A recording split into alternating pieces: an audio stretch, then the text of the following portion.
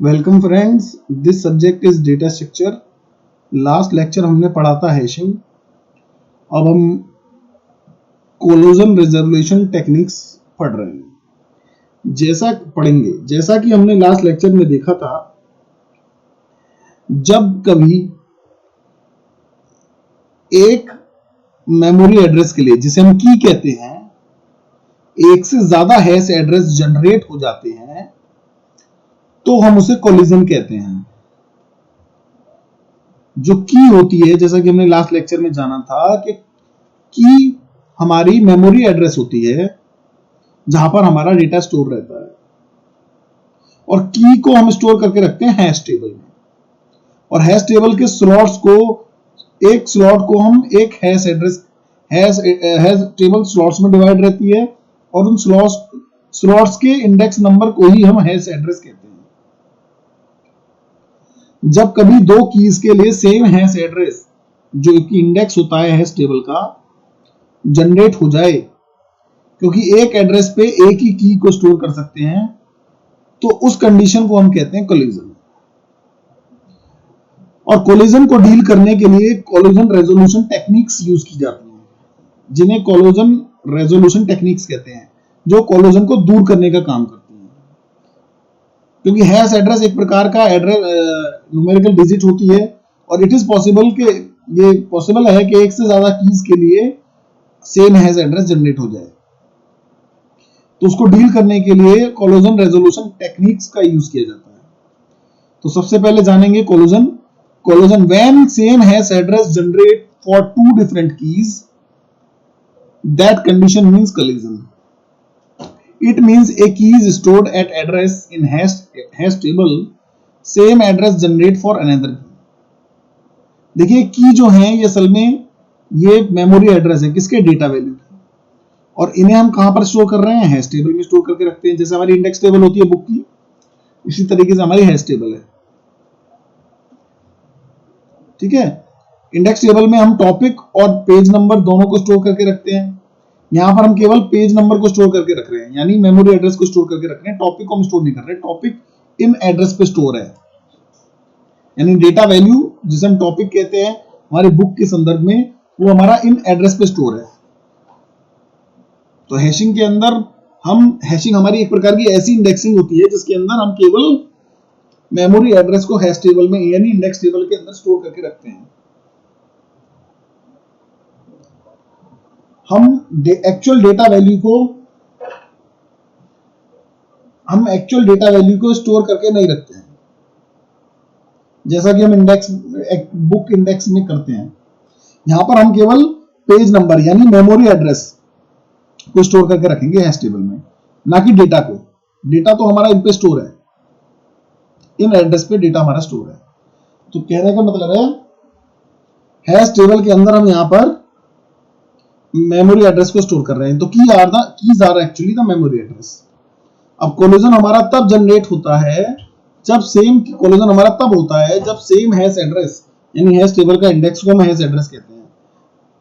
तो same hash address दो या दो से ज्यादा की के लिए जनरेट हो जाए। एग्जांपल के लिए हम डिवीजन रिमाइंडर यहां पर दिखा रहे हैं, मेथड यूज कर रहे हैं, उसके अंदर हमारा कोलिजन हो रहा है। देखिए 21 की है और टेबल का साइज है हमारा 7, m is equal to 7 here, और डिवीजन रिमाइंडर मेथड के अंदर आप जानते हैं जो हमारा हैश फंक्शन होता है, वो होता है हमारा hk is equal to k modulus m। m is the table size. तो टेबल का साइज m हमारा यहाँ पर 7 है, की हमारी 21 और 14 है। तो 21 और 14 का टेबल साइज से यानी 7 से हम मॉडुलस ले रहे हैं, निकल के आया 0।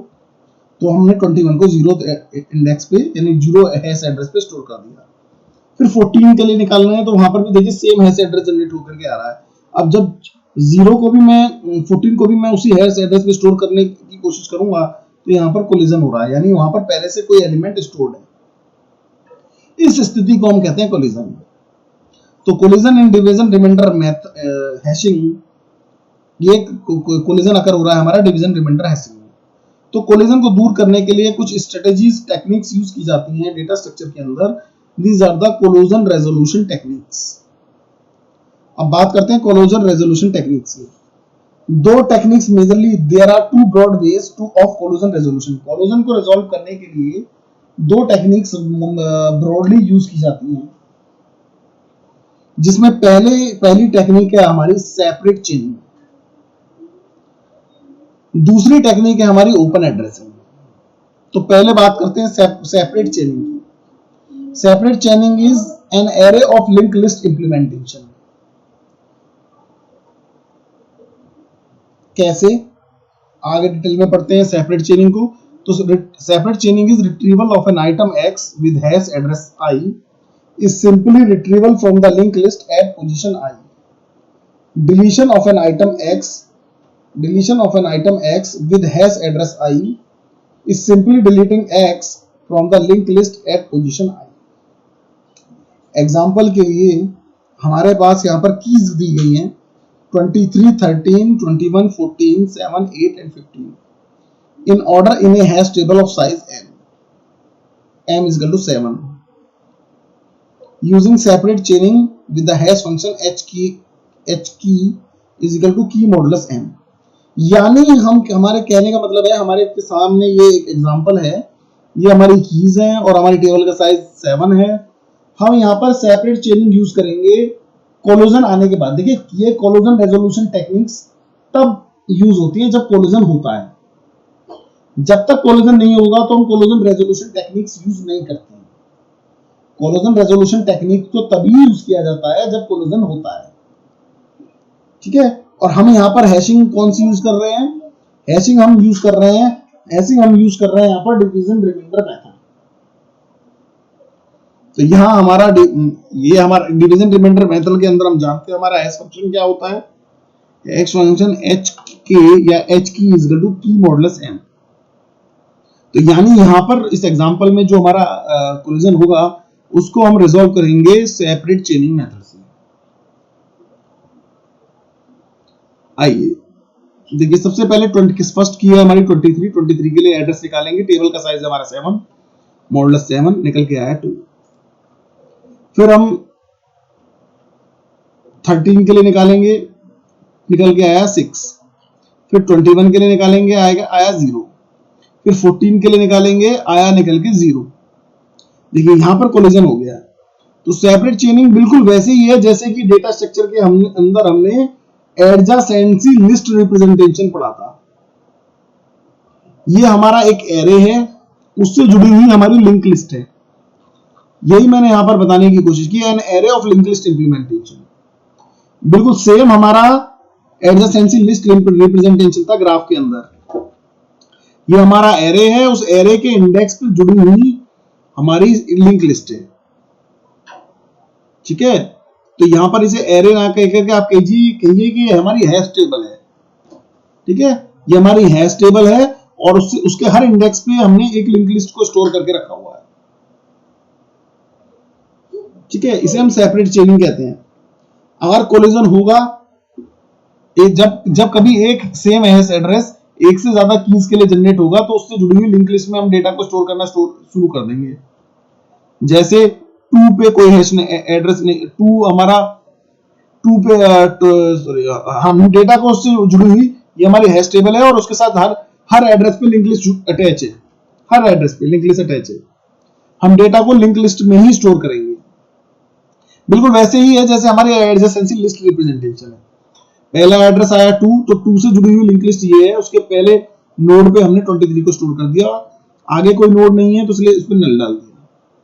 फिर 6 आया, 6 से जुड़ी हुई लिंक लिस्ट पे पहले नोड पे हमने 13 को जोड़ दिया, यहाँ पर नल नहीं है तो यहाँ पर नल होगा, ठीक है। नल आएगा यहाँ पर क्योंकि आगे कोई नोड नहीं है तो नल, ये नल को क्रॉस बना दीजिएगा यहाँ पर, ठीक है। अब यहाँ पर कोलिजन हो रहा है कि 21 से जुड़ी हुई लिंक लिस्ट पे यहाँ पर आपने 21 को स्टोर कर दिया। तो देखिए 21 के बाद 0 एड्रेस दोबारा कोलिजन का मतलब क्या होता है, सेम इंडेक्स एड्रेस दोबारा जनरेट हो जाए। तो 14 को फिर उसके आगे स्टोर कर देंगे अगले नोड पे। फिर दोबारा तीसरी बार 0 आ रहा है तो फिर 7 को यहाँ जोड़, उससे आगे। अब 7 से आगे कोई एड्रेस नहीं है तो उस पे यहाँ पर उस 7 के पॉइंटर पार्ट पे, क्योंकि लिंक लिस्ट में जैसा कि हम जानते हैं लिंक लिस्ट के एक नोड के सिंगली लिंक लिस्ट में एक नोड के 2 पार्ट होते हैं, एक डेटा पार्ट एक पॉइंटर पार्ट। तो पॉइंटर पार्ट पे हम नल डाल देंगे ताकि पता चल जाए कि लिंक लिस्ट यहाँ पर खत्म हो रही है। अब आगे बढ़ते हैं, फिर 8 के लिए जनरेट करते हैं। ये कोलोजन हमने रिजॉल्व कर लिया। अब आगे बढ़े, 8 के लिए जनरेट हुआ एड्रेस 1, तो 8 हमारा यहाँ पर स्टोर हो गया है फर्स्ट इंडेक्स पे। फिर 15 के लिए हमने एड्रेस जनरेट किया, 15 के लिए हमारा एड्रेस आया अगेन 1, यहाँ पर कोलिजन हो गया हमारा, ठीक है, यहाँ पर हमारा कोलिजन हो गया, ठीक है। अब देखिए उसको हमने नेक्स्ट इंडेक्स पे स्टोर कर दिया और इसके डेटा पार्ट पे, इसके पॉइंटर पार्ट पे नल डाल दिया। तो इस मेथड को जिस तरीके से हम एडजेसेंसी लिस्ट रिप्रेजेंटेशन करते थे उसी तरीके से हम यहाँ पर सेम यही मेथड है यूज कर रहे हैं। इसे हम सेपरेट चेनिंग मेथड कहते हैं, ठीक है। अब बात करते हैं ओपन एड्रेसिंग की। ओपन एड्रेसिंग इंप्लीमेंटेशन के अंदर 3 टेक्निक्स होती हैं। एक पहली टेक्निक कहलाती है लीनियर प्रोबिंग, दूसरी टेक्निक कहलाती है क्वाड्रेटिक प्रोबिंग, तीसरी टेक्निक कहलाती है डबल हैशिंग। इसके अंदर क्या होता है, देखिए कोलोजन को दूर करने के 2 ही तरीके हैं। अगर एक एड्रेस पे एक एलिमेंट स्टोर्ड है और दूसरे एलिमेंट को भी वही एड्रेस जनरेट होकर के मिल रहा है, तो उसको आप कैसे रिजॉल्व कर सकते हैं। एक तरीका तो ये था, उससे जुड़ी हुई लिंक लिस्ट में आप स्टोर करते जा रहे थे, जैसा आपने सेपरेट चेनिंग में किया। अब दूसरा तरीका क्या है कि आप जो एलिमेंट पहले आ गया, जाहिर सी बात है पहले तो वही स्टोर होगा, दोबारा जो सेम है एड्रेस, दोबारा जिस एलिमेंट को मिल रहा है उसको आप कोई और एड्रेस दे दो। किसी एक पर्टिकुलर सीट पे, बस के अंदर किसी एक पर्टिकुलर सीट पे कोई बंदा बैठा हुआ है, तो अगर कोई बंदा आता है, वो भी सीट पे बैठने की कोशिश करता है, तो उनके बीच में लड़ाई से, उनके बीच में कोलिजन यानी झगड़े से उसको रिजॉल्व करने के लिए उनको दूसरी सीट दे दी जाती है, ठीक है। तो इसके अंदर ओपन एड्रेसिंग के अंदर दूसरा एड्रेस खोजा जाता है एलिमेंट के लिए, उसी को हम कहते हैं प्रोबिंग, खोजना। तो linear probing, quadratic probing, linear भी खोजती है, क्वाड्रेटिक तरीके से खोजती है। अब डबल हैशिंग क्या करती है, ये तीसरी टेक्निक है जिसमें दूसरा हैश फंक्शन भी यूज किया जाता है साथ में। एक हैश फंक्शन से कोलिजन हो रहा है तो दूसरा हैश फंक्शन यूज कर लीजिए, ये डबल हैशिंग कहलाती है। अब बात करते हैं डिटेल में ओपन एड्रेसिंग की। All items are stored in hash table, सभी आइटम हैश टेबल में स्टोर्ड होने हैं। और इंडेक्स, जो आपका हैश टेबल का जो स्लॉट होता है उसे बकेट भी बोलते हैं। हैश टेबल के स्लॉट को बकेट बोला जाता है। उसकी 3 स्टेट होती है, एम्प्टी, ऑक्युपाइड, डिलीटेड। एम्प्टी यानी वो खाली है, ऑक्युपाइड यानी उसके अंदर कोई डेटा वैल्यू स्टोर है, और डिलीटेड मतलब जो डेटा वैल्यू उसमें पड़ी थी उसको डिलीट कर दिया गया। तो जब कोई कोलिजन होता है, when inserting a element, if collision occurs, a alternative bucket are tried until a empty bucket is found। यानी जब कभी कोलिजन होगा, when inserting यानी जब एलिमेंट इंसर्ट किए जा रहे हैं स्लॉट्स के अंदर हैश टेबल में और कोलिजन होता है, ए अल्टरनेटिव बकेट आर ट्राइड, यानी कोई दूसरा बकेट, यानी कोई दूसरा स्लॉट ढूंढा जाएगा जब तक कि कोई खाली स्लॉट नहीं मिल जाता। उसी को हम कहते हैं प्रोबिंग, ठीक है। डिलीशन भी होता है, कर सकते हैं कि जब कोई आइटम, वैसे ये किया नहीं जाता है, डिलीशन नहीं परफॉर्म किया जाता है, वैल्यूज को डिलीट करके स्लॉट को खाली कराना is not a method, but deletion भी हो सकता है। आप वैल्यू को डिलीट कर सकते हैं, जो ऑलरेडी पड़ी वैल्यू उसको डिलीट कर सकते हैं नेक्स्ट वैल्यू को स्टोर करने के लिए, जैसा कि हम अपने मोबाइल में करते हैं। जब हमारी मेमोरी स्टोर हो जाए, फुल हो जाती है, तो हम कुछ नए डेटा, आने वाले डेटा को स्टोर करने के लिए जो पुराना डेटा पड़ा हुआ है उसको डिलीट कर देते हैं। ऐसा भी हो सकता है, लेकिन ये इट इज नॉट प्रीफरेबल, ठीक है। अब देखिए बात करते हैं प्रोब सीक्वेंस की, ठीक है।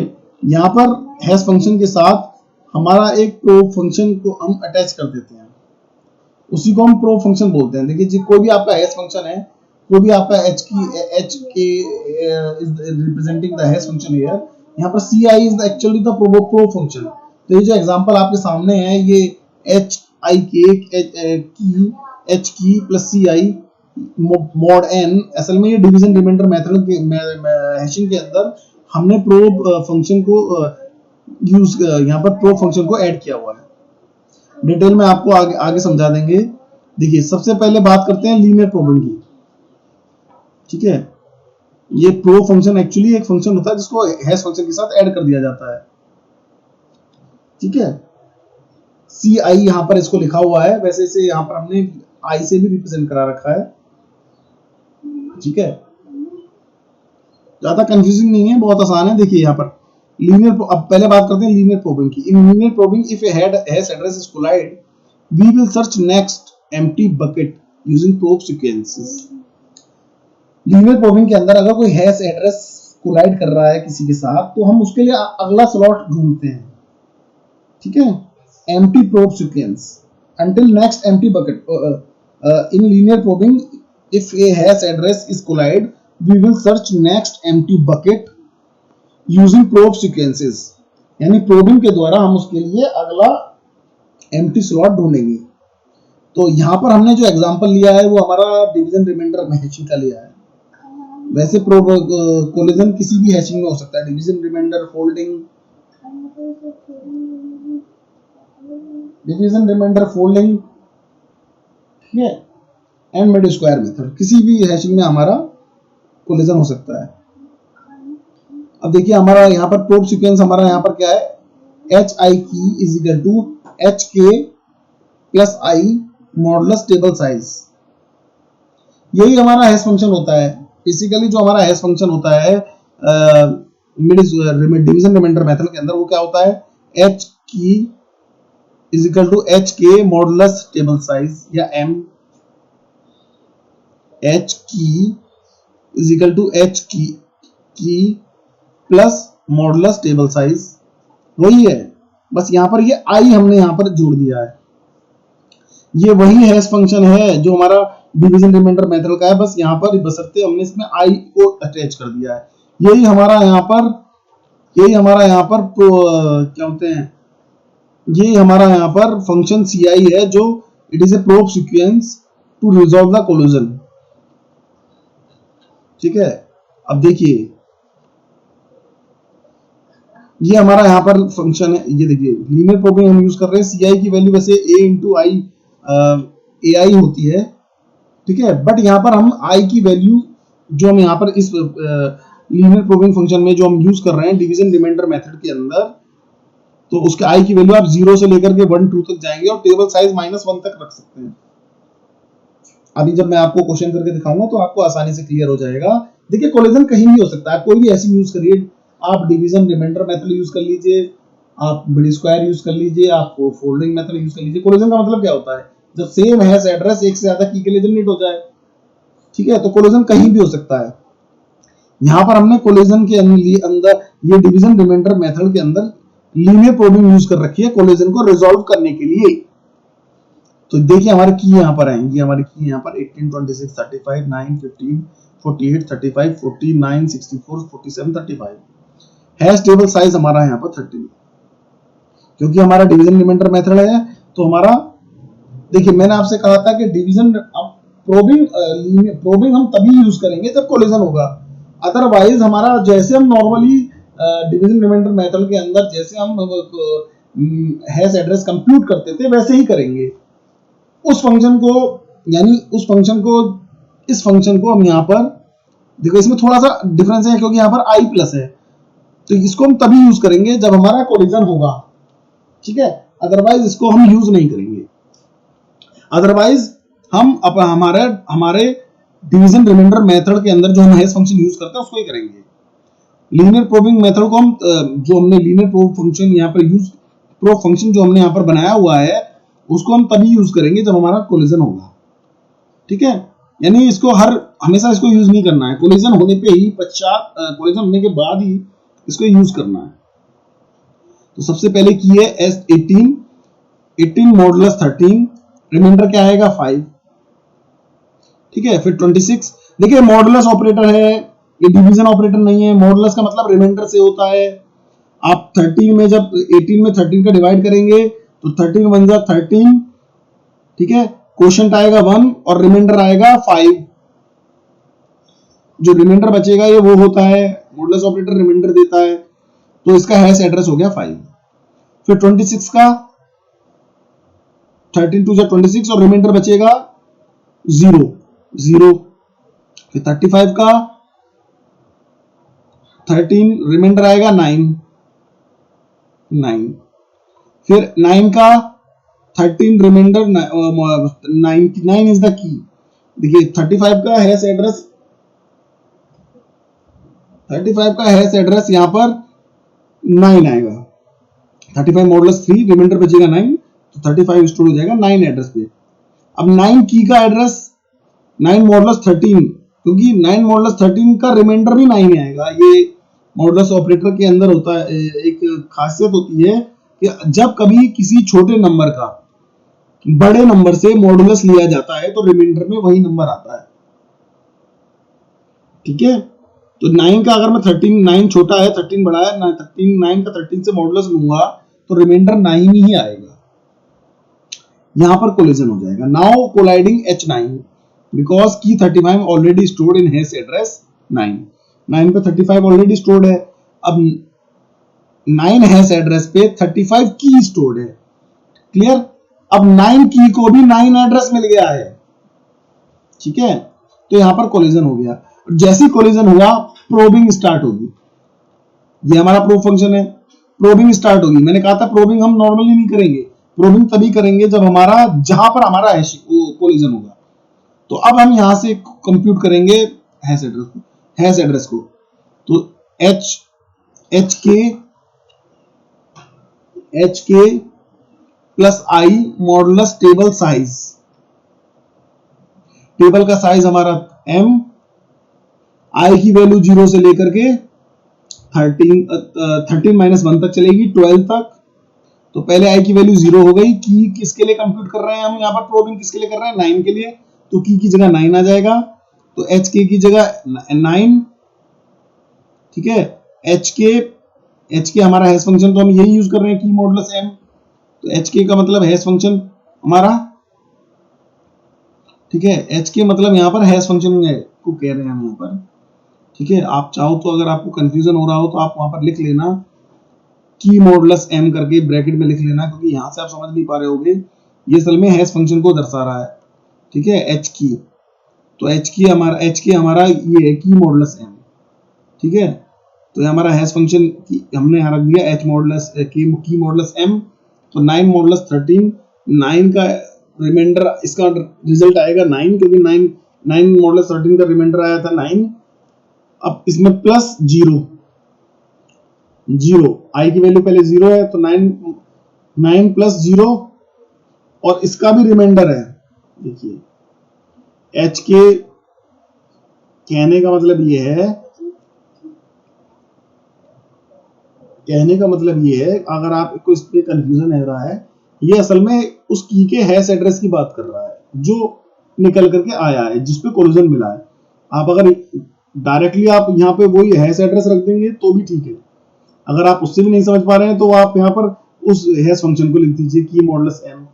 तो यहाँ पर जो आपका की मॉडुलस m, जो आपका हैश फंक्शन उस की का हैश एड्रेस आया था, उस की का वो आया था 9, आपने 9 रख दिया। 9 प्लस 0, ठीक है, फिर उसका मॉडुलस 13 के साथ फिर आएगा 9, फिर 0 की वैल्यू 1 हो जाएगी। अब यहां पर ये तो हैश एड्रेस तो वही रहेगा, फिर 9। अब यहां पर 0 की जगह आ जाएगा आपका 1। हैश एड्रेस तो जो की का एक बार ही निकलेगा ना, आपने एक बार जो निकाला था हैश एड्रेस वो 9 आया था, वो 9 ही रहेगा। यहां पर आई की वैल्यू चलती चली जाएगी। ठीक है, आप अगर इससे कंफ्यूज हो रहे हैं तो ये एच के जो यहाँ पर रिप्रेजेंट करा रहा है वो असल में 9 के, क्योंकि हम प्रोबिंग किसके लिए कर रहे हैं, 9 की के लिए कर रहे हैं। कोलिजन किसका हुआ था, 9 का हुआ था। तो 9 का जो हैश एड्रेस था, एच के is representing that hash address. अगर आप ये के मॉडुलस m को नहीं लिखना चाह रहे हैं, ठीक है, तो भी काफी है, आप डायरेक्टली उस हैश एड्रेस को लिख दीजिए जो भी आया है। हमने 9 आया था 9 लिख दिया। 9 के साथ 0 को ऐड करेंगे, ठीक है, फिर उसका जो रिजल्ट आएगा उसके साथ मॉडुलस लेंगे दोबारा। तो 9 के साथ 0 ऐड किया, उसका दोबारा मॉडुलस लिया, फिर 9 आया। फिर यहाँ पर एच के को रखा, हैश एड्रेस को रखा जो कि हमारा था 9। ठीक है, मैंने इसको पूरा रखा हुआ है, इससे ना रख करके मैं डायरेक्टली आप रख दीजिए 9। ठीक है, जो कि था हमारा 9, और आई की वैल्यू क्या हो गई अब 1, आई की वैल्यू 1 हो गई, मॉडुलस 13। ठीक है, यानी हैश एड्रेस ऑफ दैट की प्लस आई मॉडुलस एम, यानी 9 प्लस आई 1 मॉडुलस 13, यानी 10, 9 और 1 कितने हो गए 10, अब 10 मॉडुलस 13, 10 भी 13 से छोटा है, तो इसका रिजल्ट आया 10। तो H19 यानी यहां पर इसको हैश एड्रेस मिल गया 10, यानी 9 को जो अगला एड्रेस खाली मिला वो यहां पर उसको 9 मिल गया। देखिए आंख से आपको दिखाई दे रहा था, आप देख सकते हैं, आप तो बता सकते हैं कि 10 खाली है, 10 में उसको स्टोर कर दीजिए। कंपाइलर और कंप्यूटर अंधा होता है, उसको नहीं दिखाई देता है। आप उसको जब तक स्टेटमेंट की फॉर्म में कोई चीज नहीं समझाएंगे वो नहीं समझ पाएगा, वो कंप्यूट करने नहीं करेगा। क्लियर? ये आपके समझने के लिए नहीं है, ये जो इक्वेशंस हम डेवलप की गई हैं ये सिस्टम के लिए है। सिस्टम कैसे कैलकुलेट करेगा अगले एम्प्टी स्लॉट को? तो देखिए अपने आप नेक्स्ट स्लॉट पे 10 उसे मिल गया, 9 पहले उसने 9 दोबारा 9 को जनरेट किया, वहां पर दोबारा कोलिजन हुआ, फिर उसने 0 की वैल्यू आई बढ़ाई। अगर इसे यहां पे भी नहीं मिलता तो ये फिर आई की वैल्यू 2 हो जाती, और ये जब तक चलती है आई की वैल्यू जब तक टेबल साइज -1 यानी 12 तक जाती, और उसको वहां कहीं ना कहीं उसको एम्प्टी स्लॉट मिल जाता। ठीक है, तो ये हमारा लीनियर प्रोबिंग हमने यहां पर यूज किया। ठीक है, अब बात करते हैं क्वाड्रेटिक प्रोबिंग की। क्वाड्रेटिक प्रोबिंग के अंदर जो हमारा फंक्शन होता है, जैसे हमने यहाँ पर लीनियर फंक्शन यूज किया है आई, उसको हैश फंक्शन के साथ ऐड कर दिया है। क्वाड्रेटिक प्रोबिंग के अंदर वो हमारा फंक्शन क्वाड्रेटिक होता है, यानी प्लस माइनस आई स्क्वायर, और प्रोबिंग का मतलब होता है दूसरा एम्प्टी स्लॉट खोजना। अब प्लस करेंगे तो वो आगे की तरफ खोजेगा, माइनस करेंगे तो वो उससे पीछे की तरफ खोजेगा। और यहां पर भी सेम वही है, आई की वैल्यू देखिए सी आई जो हमारा यहाँ पर, वहां पर c i is equal to i था, यहां पर हमारा जो हैश फंक्शन है c i is equal to i, यहां पर हमारा जो हैश फंक्शन है वो c i is equal to plus minus i square है। आप इसे जिस हैश फंक्शन को यूज कर रहे हैं उसके साथ ऐड कर दे या सब्ट्रैक्ट कर दें। मैंने यहां पर देखिए, अगर मैं यहां पर प्लस माइनस आई स्क्वायर, आप प्लस करेंगे या माइनस करेंगे, प्लस करेंगे तो वो नीचे की तरफ आगे की तरफ जहां कोलिजन हुआ है उससे आगे की तरफ का एम्प्टी स्लॉट सर्च करेगा, और माइनस कर देंगे तो पीछे की तरफ का सर्च करेगा। यहां पर भी आई की वैल्यू 0 से लेकर के टेबल साइज -1 तक जाएगी। यहां पर भी आप चाहें तो एग्जांपल के लिए, एग्जांपल मैंने यहां पर यूज किया नहीं है, ठीक है, एग्जांपल के लिए आप यहां पर देख सकते हैं, मैं यहां पर अगर इसके साथ आई स्क्वायर को ऐड कर दूं, ठीक है, आई स्क्वायर ऐड कर दूं एच के साथ, तो मान लीजिए सबसे पहले 18 के लिए एड्रेस आएगा 5, 26 के लिए आएगा 13, 35 के लिए आएगा 9, और 9 के लिए आएगा 9। यहां पर कोलिजन होगा, तो मैं यहां पर H09 और HK is equal to plus I square use कर दूं, आई स्क्वायर, तो 9 प्लस आई स्क्वायर यानी 0, पहले तो आई की वैल्यू 0 होगी, तो दोबारा हैश एड्रेस 9 ही आएगा। फिर HK प्लस आई स्क्वायर, तो आई स्क्वायर यहां पर आई की वैल्यू क्या हो जाएगी 1, और 1 का स्क्वायर 1, तो यहां पर भी उसको यही मिलेगा 10। ठीक है, अब अगर 2 आएगा तो अगर 2 आई की वैल्यू 2 हो जाती तो 2 की स्क्वायर हो जाता 4, और 9 प्लस 4 13, और 13 मॉडुलस 13 0, तब इसको यहां पर हैश एड्रेस मिलता 0, लेकिन उसे यहां पर भी 10 पे ही एम्प्टी स्लॉट मिल जाएगा, तो वो आगे नहीं बढ़ेगा। ठीक है, तो बेसिकली प्रोबिंग का जो मकसद होता है, प्रोबिंग का जो ऑब्जेक्टिव होता है वो एम्प्टी स्लॉट को सर्च करना होता है। ठीक है, इसको यहां पर 9 पे ही, इसको यहां पर 10 पे ही एम्प्टी स्लॉट मिल जाएगा, तो ये आगे नहीं जाएगा क्वाड्रेटिक प्रोबिंग में भी। ठीक है, अब बात करते हैं डबल हैशिंग की। आप चाहे तो इस पे अप्लाई कर सकते हैं, बस बहुत इजीली है, बस आई की जगह आई स्क्वायर यूज कर देंगे, या तो प्लस में या माइनस में। अगर माइनस में होता तो वो पीछे की तरफ जाएगा। ठीक है, अगर मान लीजिए एच के इक्वल टू माइनस आई होता है, आई स्क्वायर होता है यहाँ पर, तो 9 माइनस 1 माइनस आई स्क्वायर होता है, तो 9 माइनस मतलब 1 का स्क्वायर 1, तो 9 माइनस 0 पे तो कोई फर्क नहीं पड़ता, जब 1 आता 9 माइनस 1 8, तो वो पीछे की तरफ 8 स्लॉट मिल जाता। तो मैंने कहा ना प्लस माइनस आई स्क्वायर है, तो प्लस यूज कर सकते हैं माइनस, दोनों को एक साथ यूज नहीं करेंगे। या तो आप क्वाड्रेटिक फंक्शन में माइ प्लस फंक्शन आपका जो आपका प्रो फंक्शन आप सी आई प्लस आई स्क्वायर ले लीजिए या माइनस आई स्क्वायर ले लीजिए। अब देखिए अब बात करते हैं डबल हैशिंग की, इसे रीहैशिंग भी कहा जाता है। यहां पर जो हमारा प्रो फंक्शन होता है सी आई असल में वो फंक्शन होता है जिसको हम हैश फंक्शन के साथ ऐड करते हैं। जैसे हमने वहां पर प्लस आई लिखा था लीनियर प्रोबिंग में, क्वाड्रेटिक प्रोबिंग में हमने प्लस माइनस आई स्क्वायर लिखा है, तो ये असल में एक प्रो फंक्शन है। यहां पर हमारा प्रो फंक्शन होता है सी आई इंटू एचपी की, यानी यहां पर ये दो फंक्शन का ये आइडिया है दो हैश फंक्शन का यूज करना। यहां पर डबल हैश फंक्शन यूज कर रहे हैं। देखिए एक हैश फंक्शन ये पुराना हैश फंक्शन है, दूसरा हैश फंक्शन ये दूसरा हैश फंक्शन है।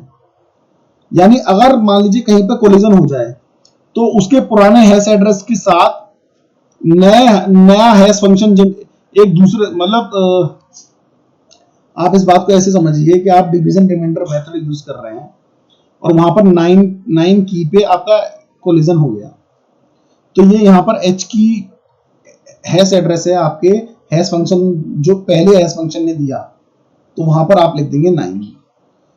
तो दूसरा हैश फंक्शन भी आप यूज कर रहे हैं, वहां पर दूसरे हैश फंक्शन से आप उसका एड्रेस निकालेंगे और दूसरे हैश फंक्शन से एड्रेस कुछ और आया, उन दोनों को जोड़ेंगे, फिर दोबारा उनका मॉडुलस निकालेंगे n के साथ और जो आएगा वो उसका नया एड्रेस होगा। ठीक है, मान लीजिए डिवीजन रिमाइंडर हमने दो हैश फंक्शन यूज किए हैं, एक डिवीजन रिमाइंडर का एक मिड स्क्वायर का। डिवीजन रिमाइंडर ने हमें एड्रेस दिया 9, मिड स्क्वायर ने एड्रेस दिया मिड स्क्वायर ने एड्रेस दिया 0। हमने 9 प्लस 0 किया, हमने 9 प्लस 0 करके फिर उनका मॉडुलस ले लिया मैक्स साइज के साथ। तो इसको हम डबल हैशिंग कहते हैं कि एक हैश फंक्शन से कोलिजन हो गया तो हम फिर दूसरा हैश फंक्शन यूज करते हैं और दोनों हैश फंक्शन के एड्रेस को एडिशन परफॉर्म करके उनके साथ उसका मॉडुलस ले लेंगे टेबल के साइज के साथ। ठीक है, ये डबल हैशिंग हमने यूज किए डिवीजन रिमाइंडर मेथड में। देखिए जितनी भी मैंने हैशिंग आपको जितनी भी मैंने आपको प्रोबिंग बताई है और लीनियर प्रोबिंग या क्वाड्रेटिक प्रोबिंग, सब में मैंने एक ही एग्जांपल पकड़ा है यहाँ पर, डिवीजन रिमाइंडर मेथड। ऐसा नहीं है कोलिजन आपका किसी और हैशिंग में नहीं हो सकता, कोलिजन आपका कहीं भी हो सकता है। डिवीजन रिमाइंडर, मिड स्क्वायर, और क्योंकि हमने शुरू से डिवीजन रिमाइंडर का एग्जांपल लिया हुआ था तो इसलिए हमने डिवीजन रिमाइंडर को ही पकड़ा है। तो कोलिजन आपका मिड स्क्वायर में भी हो सकता है, डिवीजन रिमाइंडर में भी हो सकता है और फोल्डिंग मेथड में भी हो सकता है। ठीक है, बस आप डबल हैशिंग को एक बार दोबारा पढ़िए। देखिए डबल हैशिंग का मतलब क्या है कि एक हैश फंक्शन हमने h के यूज किया, h की से h हमने डिवीजन रिमाइंडर के मान लीजिए हमने ऐसे हैश फंक्शन यूज किया है k मॉडुलस m से जो हमारा एड्रेस आया वो k मॉडुलस m से जो हमारा एड्रेस आया वो आया हमारा 9 और हमने वहां पर फिर दोबारा मिड स्क्वायर मेथड यूज कर लिया। ठीक है, मिड स्क्वायर में एक ही डिजिट है, ठीक है, एक ही डिजिट है, सिंगल डिजिट है 9, उसका हमने मिड स्क्वायर निकाल लिया 9 का स्क्वायर। ठीक है, 81 उसका एड्रेस आ गया। ठीक है, अब 81 प्लस 9 दोनों को हमने जोड़ा। ठीक है, 81 और 90 को मॉडुलस लिया मैंने टेबल साइज से 13 और जो उसका निकल करके जो उसका रिजल्ट रिमाइंडर आएगा वो हमारा हैश एड्रेस हो जाएगा। तो ये टेक्निक हमारी डबल हैशिंग कहलाती है। ठीक है, दो हैश फंक्शन यूज करना अलग अलग, सिंपल है जी। पहले हैश फंक्शन से कोलिजन आ गया, कोई नहीं, हम दूसरा हैश फंक्शन से उसका एड्रेस निकालेंगे, फिर दोनों हैश फंक्शन के एड्रेस को आपस में जोड़ देंगे और उनके साथ मॉडुलस निकालेंगे टेबल के मैक्स साइज का, जो निकलेगा वही हमारा फाइनल एड्रेस होगा, एम्प्टी स्लॉट होगा जिसके अंदर हम की को स्टोर करेंगे। इस टेक्निक को हम डबल हैशिंग कहते हैं। आई होप आप समझ पा रहे होगे। नेक्स्ट टॉपिक हमारा जो अभी रह गया है स्टोरेज मैनेजमेंट। देखिए, as per the memory allocation any data structure can be implemented in two ways. देखिए, स्टोरेज मेमोरी एलोकेशन के अकॉर्डिंग, जो डेटा स्ट्रक्चर हमारा दो वे में इंप्लीमेंट हो सकता है, यानी उसको मेमोरी को हम दो तरीके से एलोकेट कर सकते हैं, एक स्टैटिक वे, एक dynamic implementation. Static implementation, dynamic implementation. To manage memory space to manage memory space to manage memory space to manage memory space between data values for a particular data structure to manage memory space between data values for a particular data structure, that is storage management.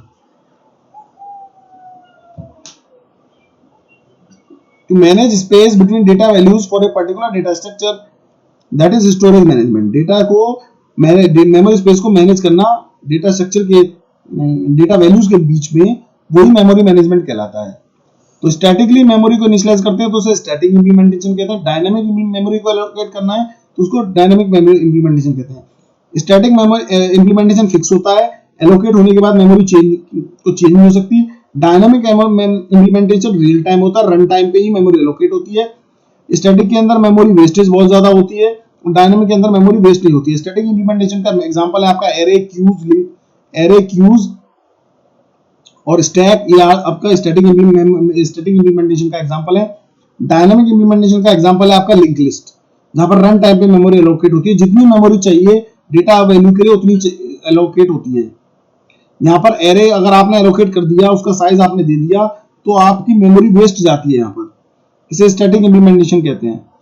अब एक topic और है garbage collection. Garbage collection का मतलब होता है it is the form of automatic memory management. The garbage collector attempts to reclaim garbage or memory used by objects that are no longer used by the application. Garbage collection finds memory blocks of memory that are inaccessible and returns them to the free list. देखिए, garbage collection वैसे जावा से जुड़ा हुआ subject है, topic है ये। जब जावा में आप इंप्लीमेंटेशन करते हैं, जावा वहां पर गार्बेज कलेक्टर नाम का, जावा रन टाइम एनवायरनमेंट के अंदर गार्बेज कलेक्टर एक टूल होता है। इसका काम क्या होता है, जो ऑब्जेक्ट्स बहुत टाइम से यूज नहीं किए जा रहे, यानी जिनको मेमोरी, देखिए हम ज्यादातर प्रोग्रामिंग करते हैं सी के अंदर, हम मेमोरी एलोकेट कर देते हैं लेकिन उसे फ्री नहीं कराते हैं, तो और वो मेमोरी एलोकेट होकर ही रह जाती है सी में। जावा में ऐसा नहीं होता है। Java is an object oriented programming, और यहाँ पर एक गार्बेज कलेक्टर टूल होता है। ये क्या करता है, जो मेमोरी काफी टाइम से यूज नहीं हो रही है, जिनका रेफरेंस मेमोरी ब्लॉक बहुत टाइम से काफी टाइम से इनएक्सेसिबल है, तो उसको रन टाइम एनवायरनमेंट उसको फ्री करा करके फ्री लिस्ट में भेज देता है, यानी उसे अनऑक्युपाइड कर देता है उस मेमोरी को। ठीक है, तो ये गार्बेज कलेक्टर का काम होता है। जावा का कॉन्सेप्ट है ये, जो मेमोरी काफी टाइम से यूज नहीं हो रही होती है, जिनका ऑब्जेक्ट रेफरेंस, जो जिनके मेमोरी ब्लॉक्स इनएक्सेसिबल है, जिनको मेमोरी अलॉट हुई लेकिन वो यूज में नहीं है अभी, तो ये ऑटोमेटिकली जावा गार्बेज कलेक्टर उसे फ्री करा करके फ्री लिस्ट में भेज देता है। फ्री लिस्ट किसकी, ऑपरेटिंग सिस्टम की, ताकि वो मेमोरी फिर से यूज हो सके। सी के अंदर ऐसा नहीं होता है। सी का कंपाइलर, सी के अंदर कोई गार्बेज कलेक्टर यूज नहीं होता है। वहां पर मेमोरी एक बार अलॉट हो जाती है तो वो अलॉट ही रहती है। ठीक है, actually this is the responsibility of the programmer. ये प्रोग्रामर की रेस्पॉन्सिबिलिटी होती है कि मेमोरी को एलोकेट कराए, मेमोरी को अलॉट कराए तो उसे फ्री भी कराए। क्लियर। तो जावा में अगर आप फ्री नहीं भी कराते हैं, तो वहां पर जावा गार्बेज कलेक्टर उसको फ्री करा देगा, जो मेमोरी काफी टाइम से एक्सेसिबल नहीं है। सी में ऐसा नहीं होता है। ठीक है, तो एक बार मैं आपको नोट्स फिर से दिखा देता हूं ताकि आप अपने नोट्स बना लें।